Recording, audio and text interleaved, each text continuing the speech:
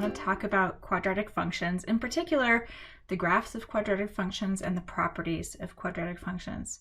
A quadratic function is of the form y equals ax squared plus bx plus c, where a, b, and c are real numbers and a can't be 0. In other words, there has to be an x squared term, and that's the highest degree term here.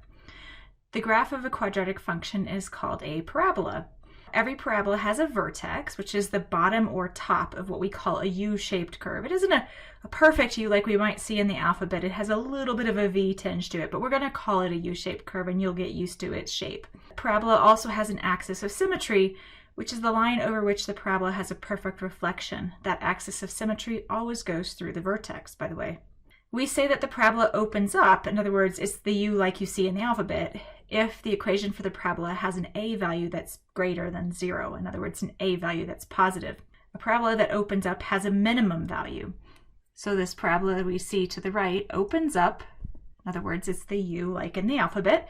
It has a minimum value, and that minimum value is at the vertex. It's the y value of the vertex. We say the parabola opens down if the U is upside down, which happens if a is less than 0, if a is negative. A parabola that opens down has a maximum value, and we can see with this parabola to the right, which is a U shape that's upside down, that we have a parabola that opens down, and it has a maximum value at the vertex. The first function I want to look at is f of x equals 0.5x squared minus 3x plus 5. This is a U-shaped curve, a parabola. It looks like the normal alphabet U. It has a y-intercept at 0, 5 and a low point at 3, 0.5, and then it continues to increase after that. Our vertex is that minimum point, that point at 3, 0.5. The axis of symmetry goes straight through that vertex. It is the line over which the graph is perfectly symmetrical. I'm going to draw that in a different color, and we usually draw that as a dashed line to show it's not a real part of the graph, it's just a line that indicates a property of the graph. So this dashed vertical line that goes through the value x equals 3, the equation for that line is x equals 3. This graph opens up, and its minimum value, that's the y value, that's the minimum, is where that vertex occurs. So its minimum value is at 0.5. In fact, we could talk about the range for this function. I'm just going to add that to the bottom of the list. The lowest this graph can go is left bracket 0.5, and it can go all the way to infinity with the right parentheses. The next function we have is g of x equals negative x squared plus 4x minus 4. This is an upside down U-shaped curve. It has a y-intercept of 0, negative 4, and an x-intercept at 2, 0. The x-intercept is also the high point on the graph, so after that x-intercept, it turns around and goes back down. Let's list the properties of g of x. Let's start with the vertex. Well, the vertex is the high point when the graph is upside down, so that high point would be the point 2, 0.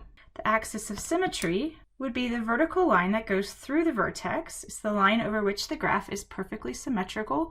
We'll draw a dashed line for that, and the equation for that dashed line would be x equals 2. Make sure when you write the axis of symmetry that you do actually write an equation. If all you write is 2, it's not clear whether that's the y value of a point, a vertical line, a horizontal line, or just some number. So make sure you write an equation, x equals 2. This parabola opens down since it's an upside down U. Its maximum value is the y value, that's the highest point on the graph. So its maximum value is going to be 0. That's the high point on the y-axis. And if we wanted to write the range for this graph, we would say, well, it starts down at negative infinity. It starts as low as you want to go, and it stops when I get to 0. These are the y values of the graph, remember. Okay, now I have an exercise for you to try. I want you to decide whether each of the functions below is quadratic, and if it's quadratic, then state just whether it opens up or down by inspecting the equation. Look for that a term, the number in front of the x squared, and decide whether it opens up or down. Come back when you're finished. It should only take a minute.